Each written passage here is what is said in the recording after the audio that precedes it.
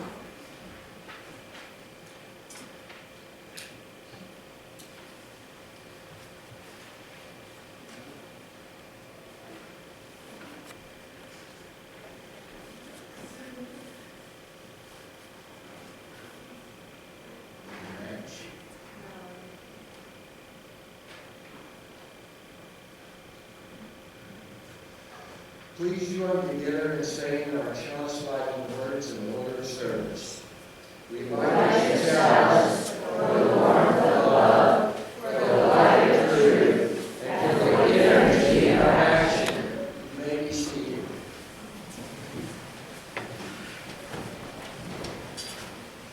Good morning. My name is Deborah Dean. I'm today's worship leader. I would like to welcome you this morning to South Valley Unitarian Universalist Society.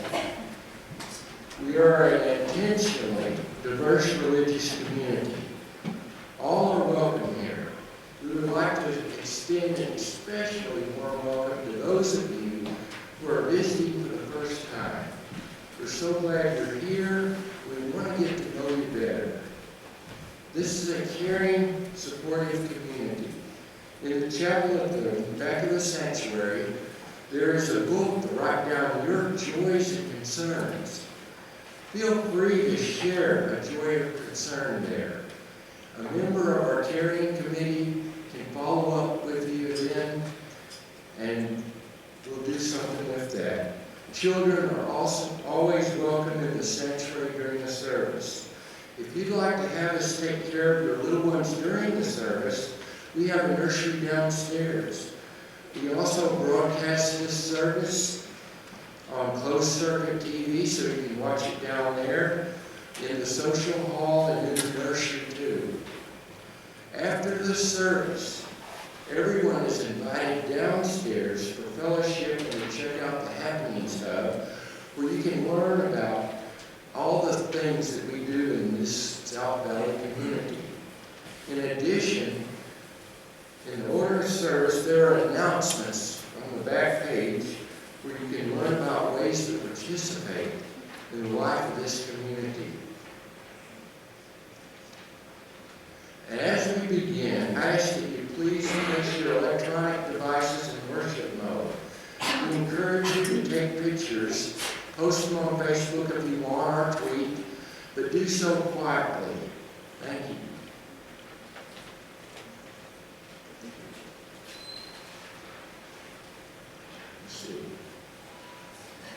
Now please turn and greet your neighbor and welcome them into worship.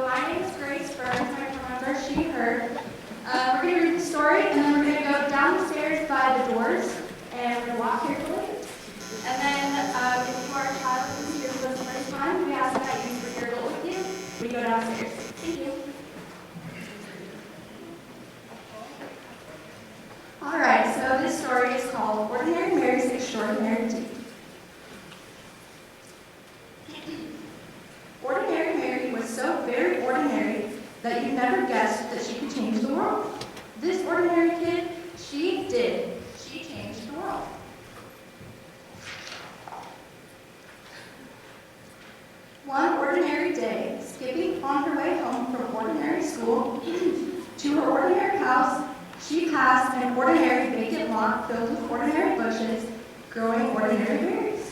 Ordinary blue and juicy, luscious, lovely berries.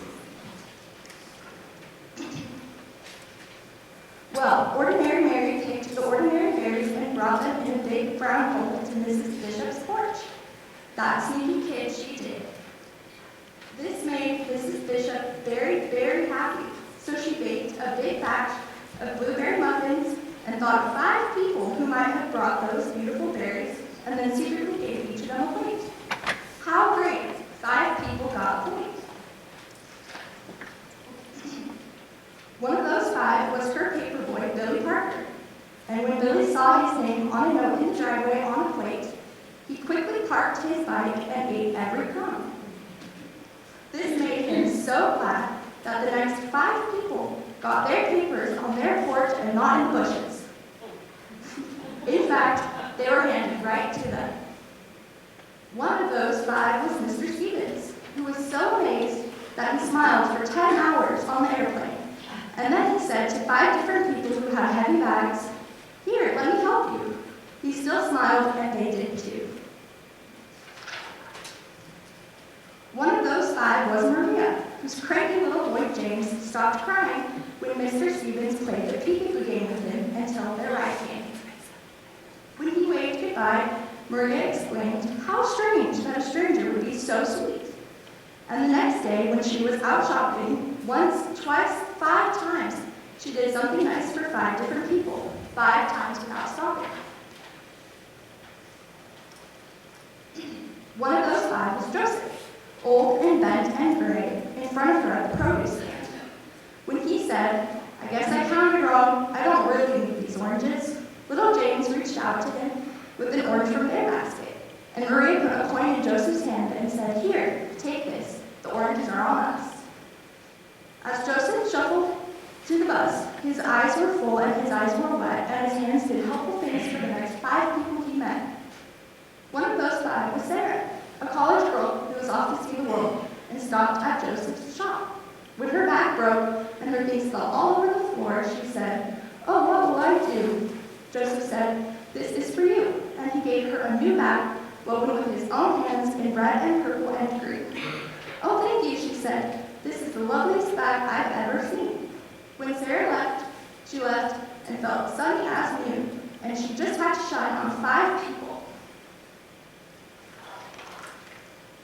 One of those 5 was Sophia, whom she met on a boat, looking like the world might end, looking like someone without a friend. "What beautiful blue eyes you have," Sarah said, "and they're just the color of the flowers in your lovely dress." "Yes," said Sophia. "Yes," said Sarah. The beautiful blue eyes shed a happy tear, and when the boat trip was through, Sophia called 5 people to make them feel happy too. One of those 5 was Tom, her son the doctor, who was having a very hard day. "Hi," she said. "I love you, Tom." "Well, how great to hear your voice," he sighed. "I always need my mom." Dr. Tom was so cheered that on his next break, he bought a bunch of bright balloons for 5 young patients, and he handed them out right then and there. One of those 5 was Peter, a little boy who went home from the hospital that very day. Gratitude for the big bunch of bright balloons filled him and thrilled him and spilled out of him onto the next 5 people who came his way. One of those 5 was Eric, a teenage boy whose sacks and such were way too much. When one dropped on the sidewalk, Peter stopped his play and rushed right over, saying, "Super wheels to the rescue." Well, Eric, no longer stressed, was very impressed, and he made a mental note that very afternoon he would help 5 people.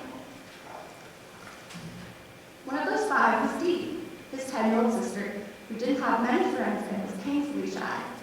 When Eric said, "Hey sis, you want to come to the park and learn how to ride my skateboard?" she looked at him wide-eyed.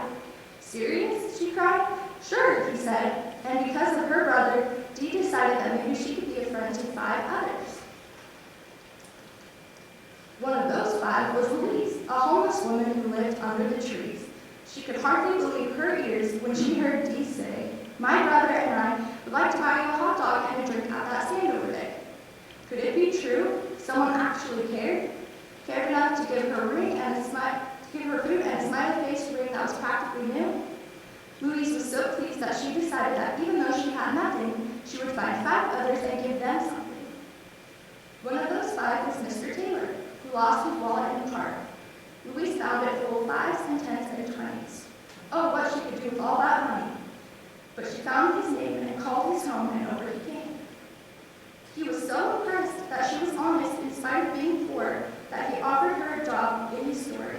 grabbed him something generous for 5 people or more.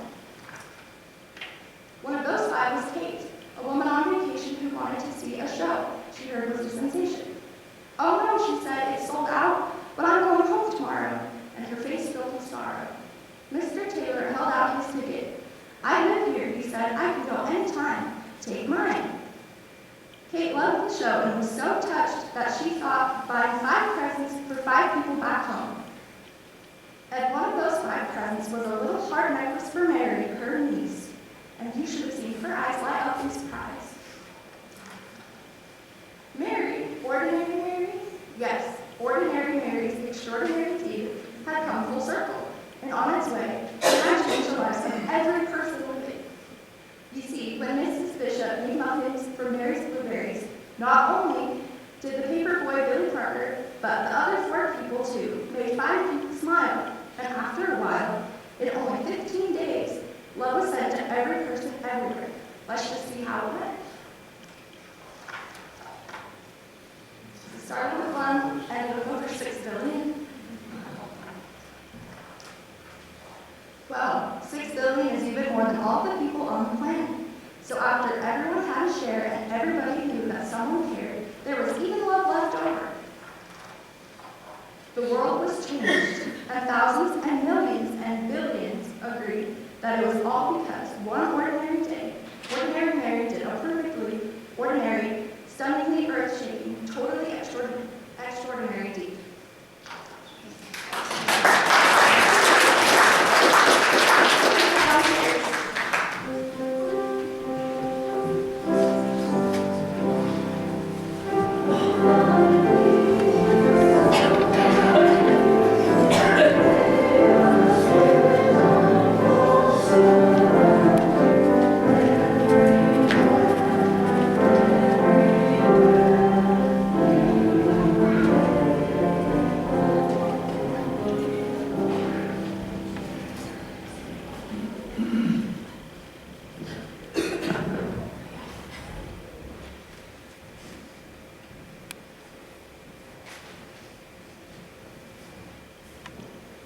For today's service, I would like to try holding silence for just a little bit longer than we normally do.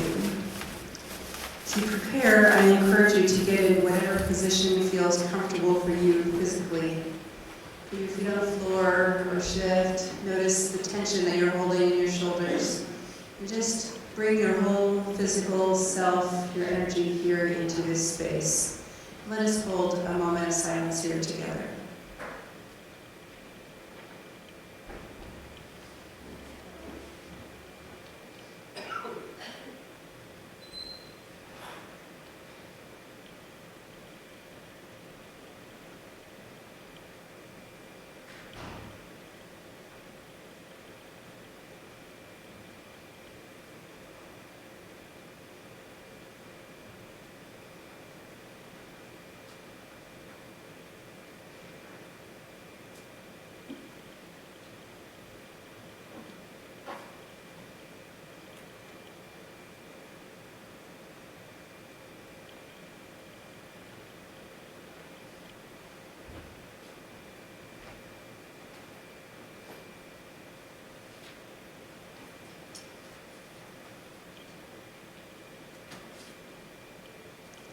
Spirit of life, O Holy One, on this first day of December, as this congregation moves into a new time of waiting, we ask that you be with us in the space of in-between.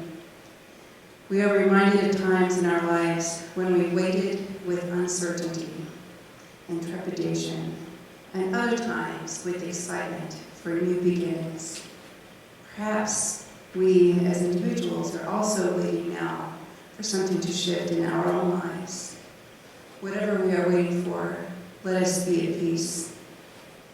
During this time of in-between, where anything is possible, may we practice patience with each other in all of our interactions. Let us remember that here in this community and how we practice our values in our larger world, we are creating the beloved community we wish to see and experience.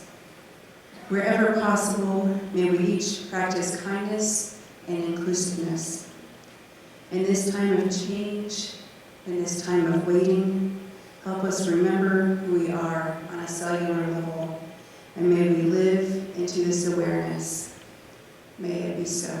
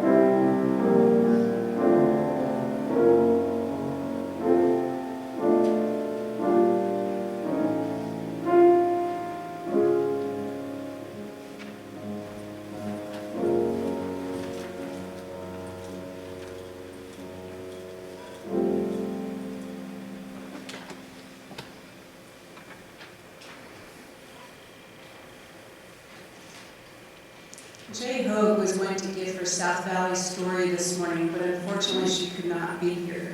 She will give her story at another time.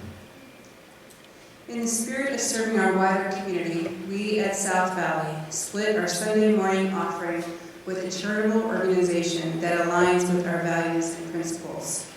For November and December, we have chosen Candy Cane Corner, a special holiday store that provides an empowering experience, an empowering holiday shopping experience for people and families experiencing homelessness in our community. Family members and individuals visit the store with their case manager and select beautiful new gifts for their children and loved ones. Candy Cane Corner is sponsored in partnership between the Road Home and Volunteers of America, Utah. I want to just make sure I don't think this is working now. We're always going in the in-between. So I want to draw your attention that these are some of the gifts that we have been collecting over the past month or so that are going to the Candy Cane Corner. And so there's a box in the foyer that has more of these that we've been collecting. So I brought them up to the altar today to bring attention to this and to say thank you to those who have contributed, and to bless these gifts for the people who are going to be purchasing them from Candy Cane Corner and then passing them on as gifts to the people and their families. May these gifts bring them happiness and joy and being connected to their communities. I appreciate all of you who made these contributions to happen. Will you join me in saying the words printed in the order of our service for our offering? We are this church.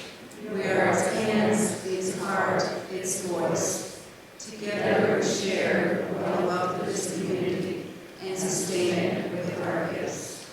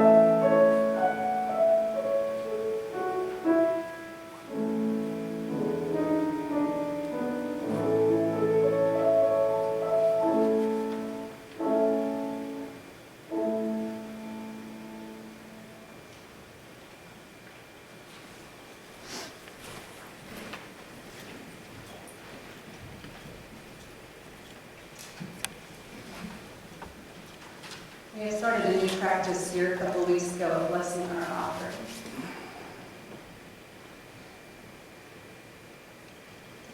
Love, through all of us, blesses and multiplies all that we have, all that we give, and all that we receive.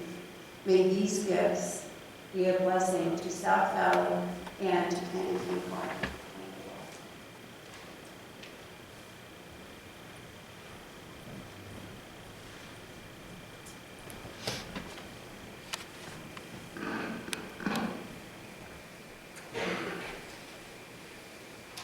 This is a responsive reading from Reverend Leslie Hakenhashi.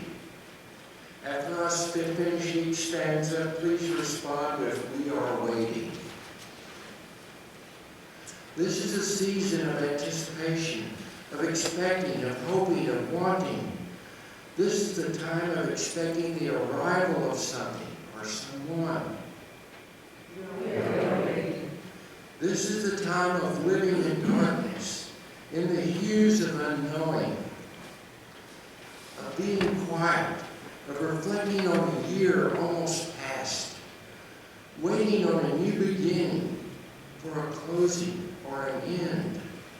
This is the time of digesting the lessons of days gone past, anticipating the future for which we are waiting for a world which we can know justice, waiting for a lasting peace, waiting for the bridge to span the divides which separate us, waiting for a promise or a hope. For all of this, we are waiting. Thank you.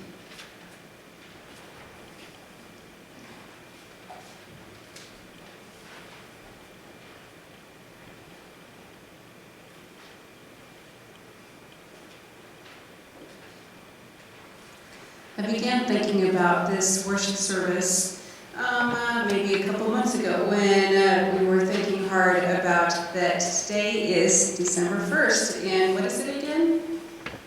Today is the day that the congregational record is complete. I see Bob here. I'm wondering this is a very important time in the life of our community because this is about bringing all of the work that has been happening here together into one place. For those of you who are new here, who are visiting, this congregation is in its second year of having an interim minister and is working towards having a sub-minister to begin next fall. And there is a very long process that has to happen. A lot of work goes into this. And so there's been a group called the Ministerial Search Committee, and they have been working hard. They've done surveys and cottage meetings, trying to take everything that they've learned from all of you to be able to articulate that to a future sub-minister. I brought the poster board in here so you could all see what I was referring to. This poster board breaks down the process of each part along the way so that you are aware and included and aware of how each part of this goes. But I couldn't help but notice that December 1st is also the beginning of Advent. And whether the UA, the Unitarian Universalist Association, meant that to be the way it is or not, but that's how it's worked out. So I tend to look for what are the stories behind this and what are the lessons we can learn in this season. Because right now, once this congregational record is uploaded, we are in a season of waiting. That there is nothing more to do at this time. There's a lot of work put into creating it, putting it out to the universe, and then waiting to see what is the response. And so the season of Advent is very similar to that, in that we are waiting. This Advent season is the one where Christians are waiting for Jesus to be born. There's a long, steady build-up towards Christmas. I grew up attending a Baptist church that tried to do nothing at all in any way, anything at all that smacked of Catholicism. And so I learned very, very little about religious practices outside of the independent Baptist world.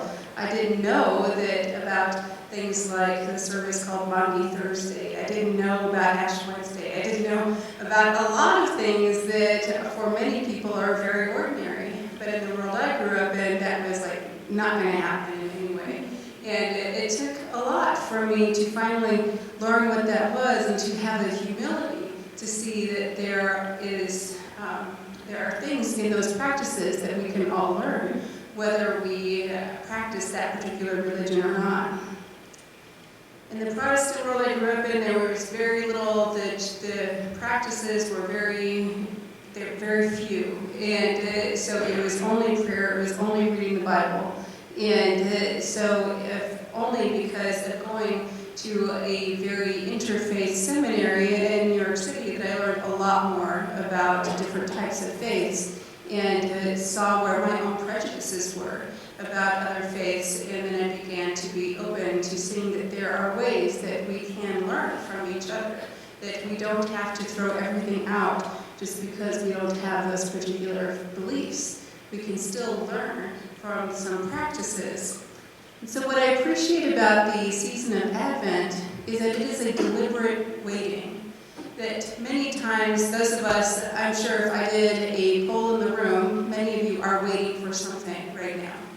There are lots of things that we are waiting for.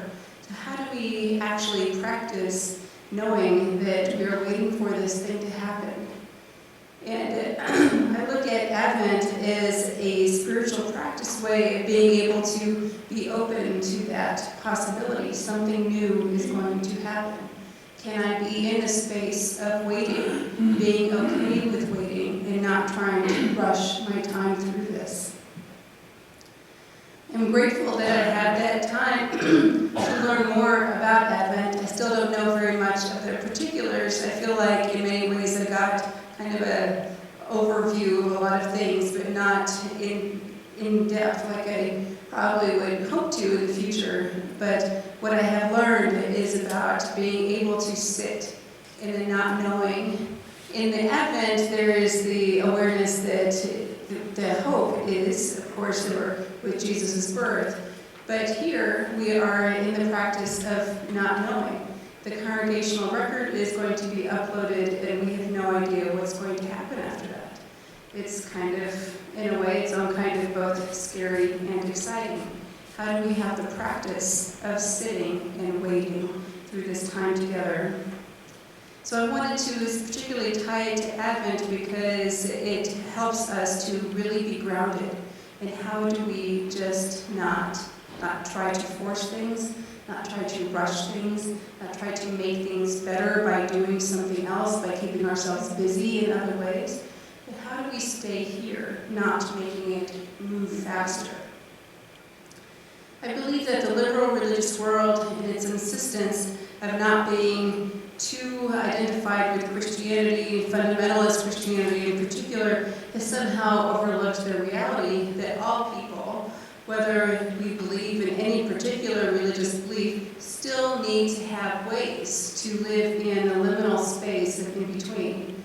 To me, that is what good religion is. It's about remembering who we are, and that we are all humans who have particular needs, and that religion, a religious practice, a spiritual practice, helps us to be grounded through that. I notice when we've thrown out the practice of Advent, our larger culture has also moved from waiting and noticing, being quiet in the stillness, being quiet in the snow that I've really enjoyed here, and instead trying to speed everything up. We see it in the stores where Christmas decorations went up in October. The weekend of the auction, I went to Michael's with a friend, and it was like being hit with all the Christmas stuff, and I think that was the first weekend in November. And walking in Michael's with all the decorations and people piling up their cars. At first I thought it was a joke. My friend Jen and I were like, what's going on? In November, what's happening? And people had their cars like packed, and then I saw the signs that said that these decorations were 50% off. And like, oh my gosh, people are like stocking up now, and I worry about what that does to our psyche. what that does to our emotions when we are trying to rush through all of these parts of our lives. And we have an outer culture that encourages us to do that. But it just keeps pushing the time forward instead of how can we stay here now? How can we not quite celebrate Christmas until at least we get through Thanksgiving? What is one thing that we can do to stay here in this day? I've noticed recently that the practice of Advent calendars has gotten a little more popular, and then even many of my liberal religious professional colleagues, I noticed this yesterday in a Facebook group I'm in, that they're sharing daily readings to support the practice of Advent. I want to encourage you to think about what are ways that you can do, perhaps even if you don't celebrate Christmas, you don't celebrate the birth of Jesus, what are other ways that you can build in time to slow down, to appreciate every day what is coming up for you in those moments and slowing down the practice. And even next Sunday, when Eddie Carroll with the Unitarian Universalist Association, that they're going to preach on another Advent of hope, another theme of Advent tied into the ministerial search process on hope. That these themes are resonant with who we are across all of our religious beliefs. I'm so glad that our culture is moving towards reclaiming religious practices. Not everything has to be thrown out just because we don't share the same specific religious beliefs. It makes me wonder, what are you preparing for in your life? Sometimes we consciously are thinking about those things, but many times to survive, we kind of put them on the back burner because it's just too hard to think about that all the time, because it's just too much. You prepare and you have to let it go, but then you know that it's always this energy that's still present for you, and you think about what is happening in your life. This time at South Valley, here in this season of waiting, is also a time of wondering.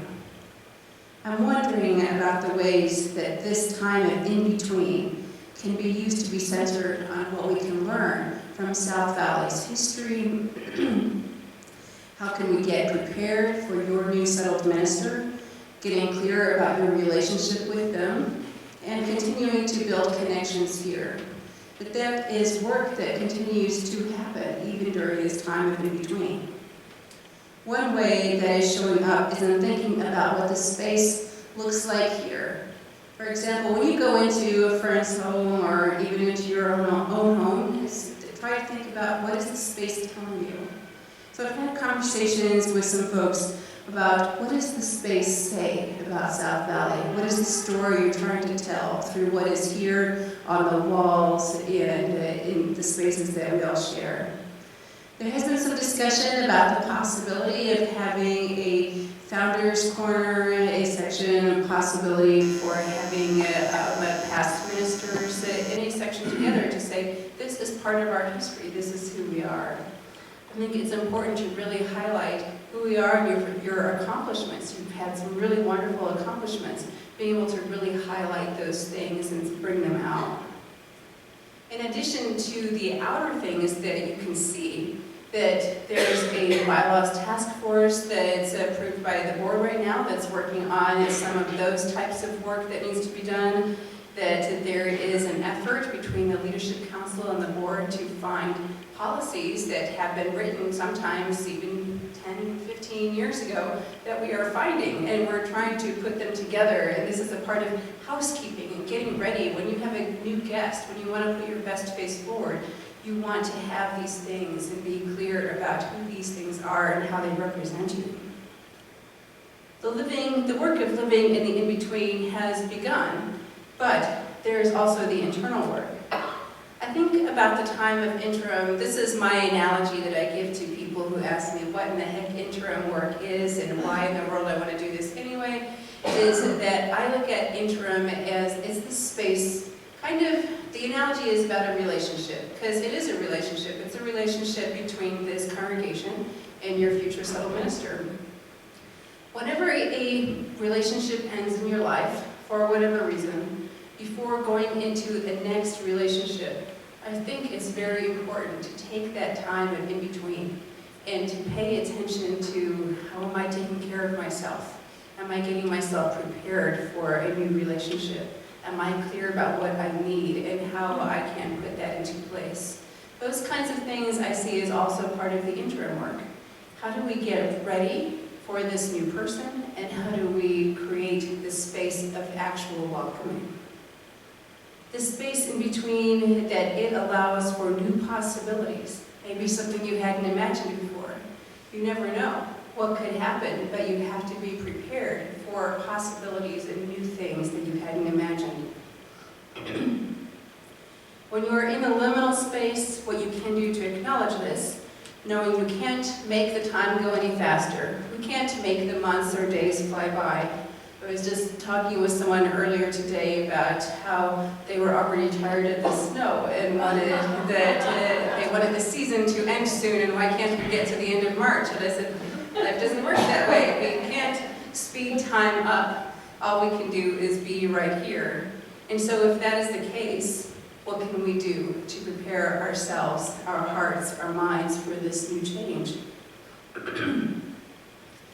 There's still time between now and then the video interviews and then eventually a vote to be taken. There are still quite a few months in between. So how is this congregation going to be prepared for that? This is, right now, a wonderful time of creativity and experimentation, of thinking, who are we? What do we want to actually be? How can we put that into place? We are our own people, and own that. Think about who you are, settled from a different from the previous settled minister, and who you would like to be. This is the time to be very clear that you, as members and friends, truly support this congregation through your financial gifts, your time, and your willingness to support and try new things.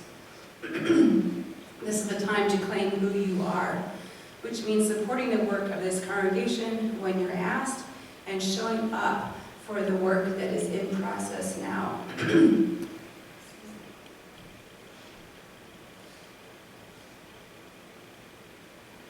forgot to put the little stand on this side. If you are asked to step into a volunteer position, I encourage you to, instead of coming up with an immediate no, because this happens a lot everywhere, instead of having an immediate no, think about, what could I do? Maybe there is a possibility here. How can you step into a new way of being here?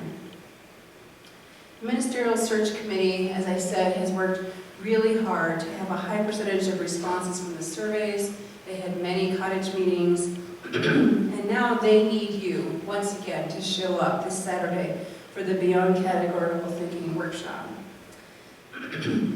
This isn't something that other people somewhere else are supposed to do.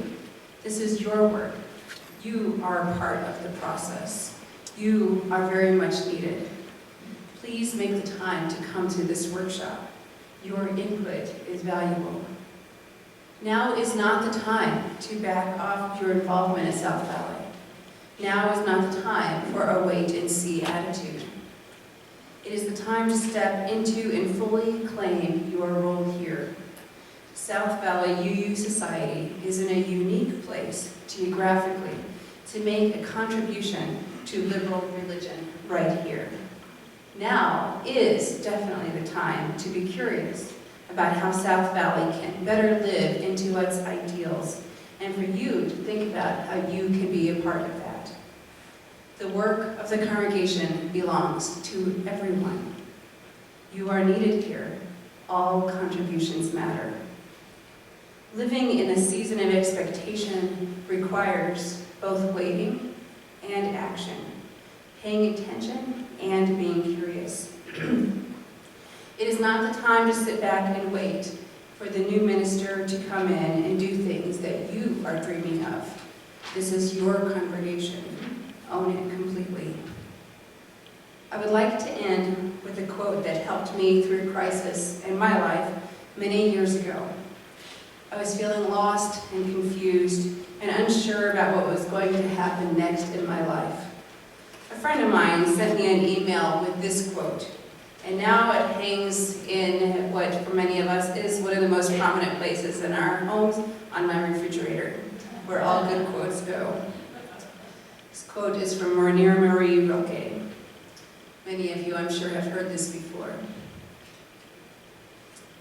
Be patient towards all that is unsolved in your heart, and try to love the questions themselves, like locked rooms and like books that are now written in a very foreign tongue. Do not now seek the answers which cannot be given you, because you would not be able to live them. And the point is to live everything. Live the questions now. Perhaps you will then gradually, without noticing it, live along some distant day into the answer. Like all you use, you are living in the space of having things unsolved in your heart. There is still healing to do from past ministries here. There are many unanswered questions about both the present and the future. But perhaps in this space of in-between, we can be okay with a few unanswered questions, knowing that one day you will live into the answers. Excuse me. Whatever they may be. Please join us in singing number 112 in your great hymn.